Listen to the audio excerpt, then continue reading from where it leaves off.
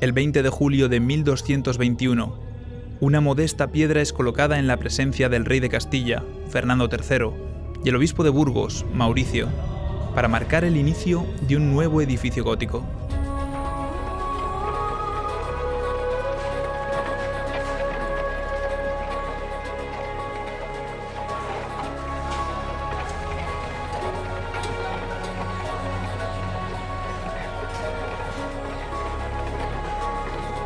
$800 años después, la Catedral de Burgos celebra su aniversario en todo su esplendor.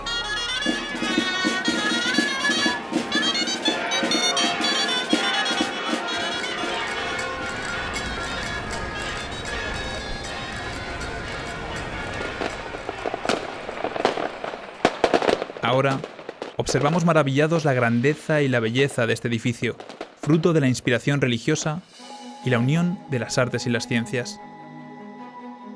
En gran medida, el haber nacido y el haber vivido a la sombra de este edificio, pues me ha conformado. Es uno de los sitios en donde más a gusto me siento en el mundo, en torno a la catedral de Burgos.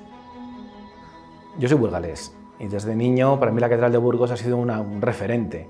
Entonces, yo me acuerdo cuando estudiaba arquitectura, la ilusión que me haría algún día pues, poder visitar la Catedral de Burgos, conocerla.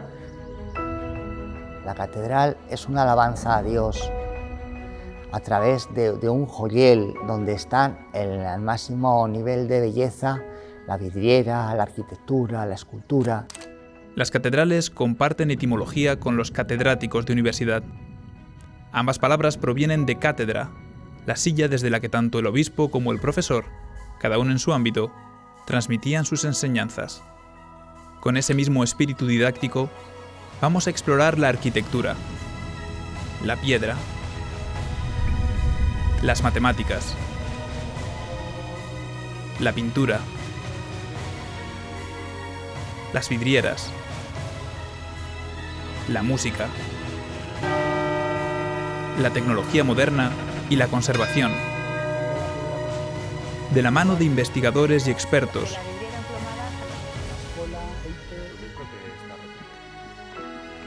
para descubrir la ciencia que esconde la Catedral de Burgos.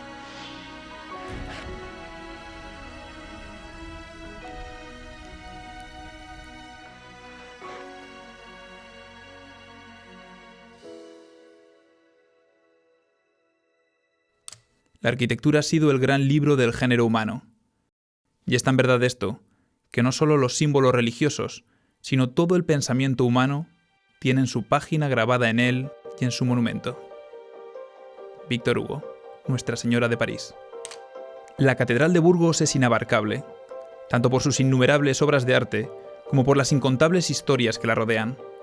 Entre multitud de símbolos y mensajes, algunos indescifrables, sus paredes guardan el testimonio de la técnica que las engendró.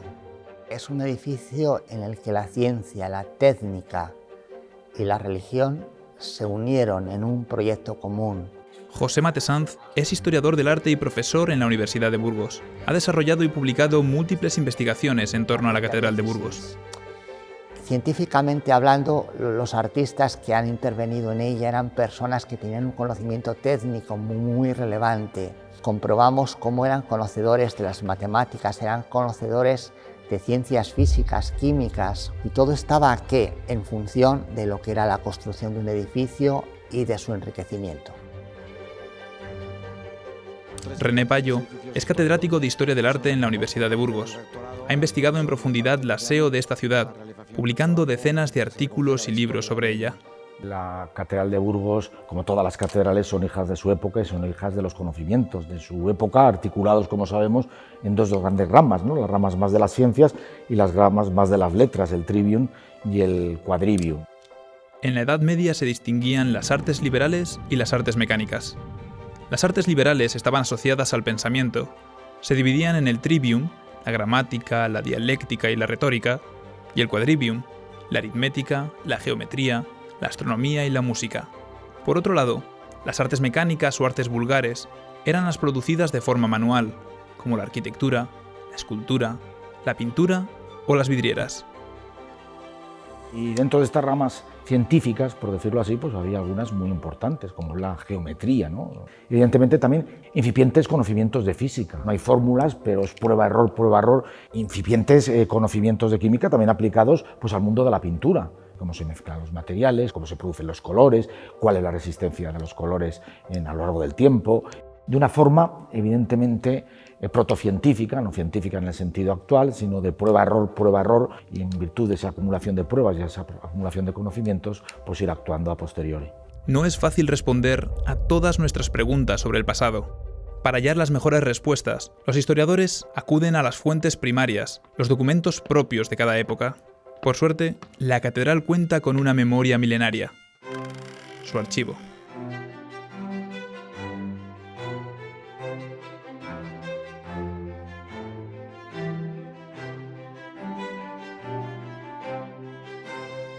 Aquí se va recogiendo todo este gran cúmulo de documentación, no solamente relacionado con la fe, con la religión, sino incluso también con la economía, con la medicina.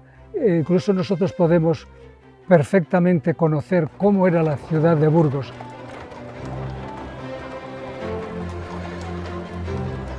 Matías Vicario es el canónigo archivero de la Catedral de Burgos desde hace más de 40 años. Matías vela por el cuidado de documentos que han sido guardados y transmitidos de generación en generación durante siglos, acumulados desde antes de la construcción de la catedral. La labor que se realiza en estos momentos en el archivo es ir recogiendo toda la documentación que produce la catedral, que produce el Cabildo, ya desde el inicio de la diócesis de Burgos, el año 1075, cuando se determina por Alfonso VI que la antigua diócesis de Oca se estableciera aquí en Burgos, se construye la catedral, una antigua románica, y desde ese mismo momento se empieza a producir diversa documentación.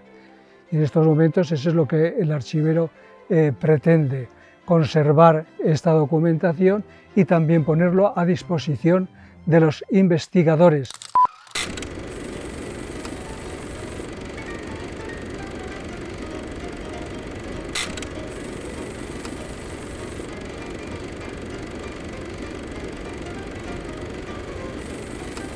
Ocho siglos de historia son muchos para resumir en una obra en permanente construcción, pero algunos momentos clave definen su rumbo. Los momentos clave de la Catedral de Burgos son, el primero evidentemente, la colocación de la primera piedra en 1221. Hay varios hitos, entre ellos la propia catedral gótica. Hasta la mitad del siglo XIII, la ampliación del claustro, la colocación de las agujas, el cimborrio, la capilla del condestable. Hay otro momento clave que es esa irrupción del Renacimiento con la llegada de Diego de Siloé en 1517. Otro momento clave es el hundimiento del cimborrio, 1539, un desastre que dio lugar pues, a la reconstrucción de otro gran cimborrio. Otro momento clave va a ser en 1864, cuando se le declare a la Catedral de Burgos monumento nacional. Otro momento clave, evidentemente, va a ser la llegada de Vicente Lampérez, ese gran arquitecto que tanto bien hizo por la catedral. Y otro momento clave van a ser pues, esos años 90, en donde pues, la ciudad de Burgos, pues, de consumo, todos a una, pues decidió que había que empezar un proyecto de restauración de la catedral que bueno, en estos momentos se halla en proceso de culminación. Donde ahora se asienta la Catedral de Burgos, antes existía una iglesia románica, en la que se casaron el rey Fernando III y Beatriz de Suabia. Tras la boda, se decide edificar un nuevo templo, y el obispo don Mauricio, inspirado por catedrales francesas, dispone que se realice en un estilo innovador en la península ibérica, el gótico. El gótico es quizá el estilo técnicamente más moderno de toda la historia, hasta la revolución industrial, hasta el desarrollo de los nuevos materiales en la arquitectura. El gótico es una gran revolución en la arquitectura y en la construcción. Javier Garavito es profesor de la Universidad de Burgos y arquitecto, junto a José Manuel Álvarez Cuesta, de las obras de restauración de la Catedral de Burgos. Pasamos de un estilo anterior al románico, que es un estilo que está todo basado en muros de carga, en estructuras muy pesadas, bóvedas de cañón, muy complicado abrir huecos para introducir la luz, a tener una estructura independiente, que es la estructura de los nervios góticos, de los pilares, arbotantes, pináculos, que al final lo que hacen es liberar los muros, se puede alcanzar mucha más altura y sobre todo se introduce la luz a raudales dentro del edificio, porque ya realmente los muros no tienen función estructural.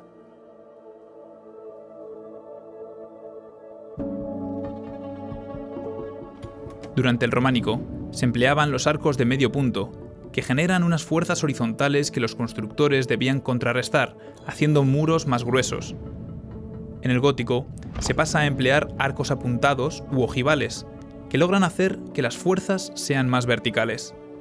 Esto, sumado al diseño de las bóvedas de crucería, a los arbotantes y los pináculos en el exterior, permite que las fuerzas se concentren sobre pilares muy finos, dejando las paredes libres de cargas y disponibles para abrir ventanales para vidrieras, rosetones e incluso huecos en las bóvedas. En la Catedral de Burgos tenemos varios ejemplos de bóvedas caladas, que al final es un alarde estructural, porque lo que tenemos aquí son un ejemplo claro de una estructura nervada en la cual se están transmitiendo pues, todos los esfuerzos a los nervios, y lo que sería la plementería, lo que es el caparazón, como no tiene función estructural, pues se puede eliminar y se permite la entrada pues, de la luz libremente, ¿no? Lo más sorprendente para mí como técnico, ¿no?, de la construcción de la catedral en su momento pueden ser los medios auxiliares. Estamos pensando que los medios que tenían en el siglo XIII eran muy similares a los que describe Vitruvio en el Tratado de Arquitectura del siglo I, un poquito más evolucionados, a base de poleas, cabestrantes, los andamios son de madera, atados con cuerda. Me parecía un riesgo tremendo y me parecía increíble que lo pudiesen hacer. Pero la gran técnica de los constructores, capaces de llegar a realizar obras increíbles, no era infalible, y la falta de cálculos precisos podía resultar en un error fatal. Un tema muy interesante de la Catedral de Burgos es la construcción del primer cimborrio, diseñado por los Colonia, que en el año 1539 se desploma por la noche y gracias a Dios no hubo víctimas mortales. Las causas de este desplome, de esta caída del cimborrio, la verdad es que no están muy estudiadas, pero todo apunta a que había un exceso de esbeltez de las columnas, que no fueron capaces de absorber los esfuerzos, y al final, pues una noche que hubiera un huracán o unos fuertes vientos, pues se desplomó el cimborrio.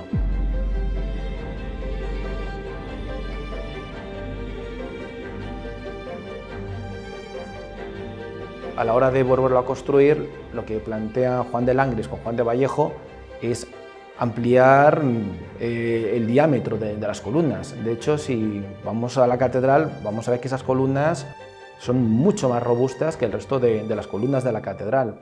Tenemos que tener en cuenta que cuando se hace la Catedral de Burgos, lo que es la teoría física de la estática no es de aplicación. Aquí es casi un prueba y error, ¿no?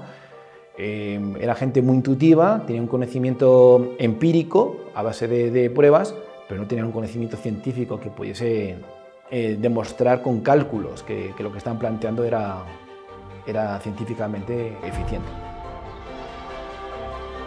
Además, la situación de la catedral presentaba un reto poco habitual: el estar construida junto a una ladera. La Catedral de Burgos está muy condicionada, su morfología, porque es un edificio que está anclado contra la ladera del castillo. O sea, tenemos que pensar que cuando empiezan la edificación de la Catedral de Burgos, en el siglo XIII, sobre la Catedral románica, el solar que había era el que estaba dentro de las murallas. Entonces, estaban totalmente condicionados al espacio físico existente. Entonces, se tienen que enfrentar al reto de construir contra una ladera, con todo lo que implica. ¿Qué implica básicamente en cuanto a arquitectura? Pues que tenemos varios niveles en la catedral. O sea, tenemos el claustro, por ejemplo, está edificado en 2 alturas desde el origen.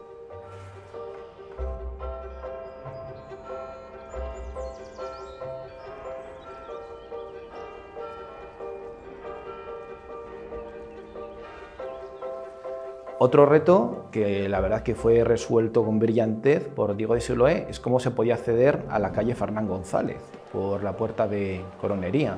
Lo resuelve con la escalera dorada del siglo XVI, que es un hito de la arquitectura.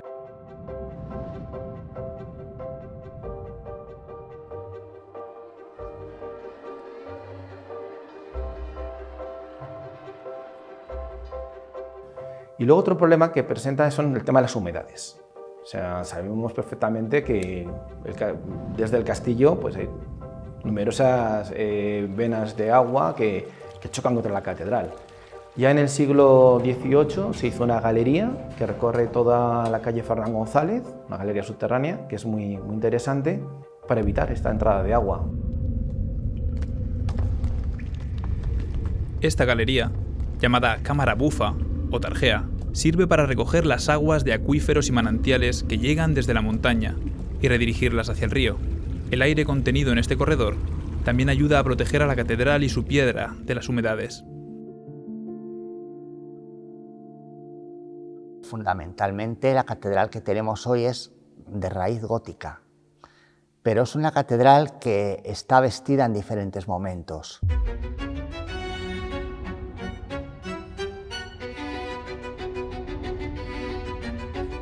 Sobre lo que sería la catedral gótica de los siglos XIII, XIV, hay otra catedral tardogótica del siglo XV,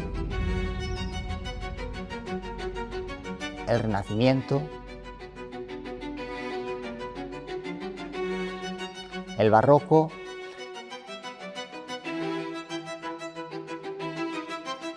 y el Neoclasicismo. Sumado de todos esos elementos de diferentes épocas, hoy nos da una sensación de un conjunto único, que es lo fundamental.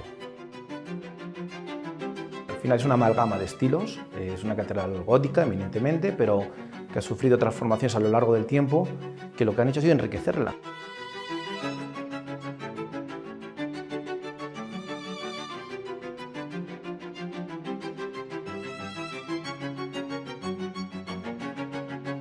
Cuando me propusieron formar parte del equipo técnico, pues tengo que decir que ha sido de los mejores días de mi vida, directamente.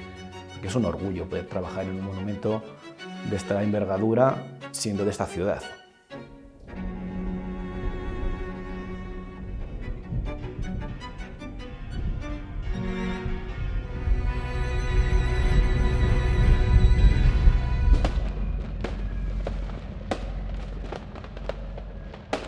Los avances arquitectónicos con nuevas formas, como los arcos ojivales, y un conocimiento más profundo del reparto de las fuerzas, como demuestran las bóvedas de crucería y los arbotantes, permitieron desarrollar una construcción cuya altura, complejidad y elegancia sigue maravillando a cada generación, consiguiendo el efecto de que hasta la pesada piedra parezca ligera.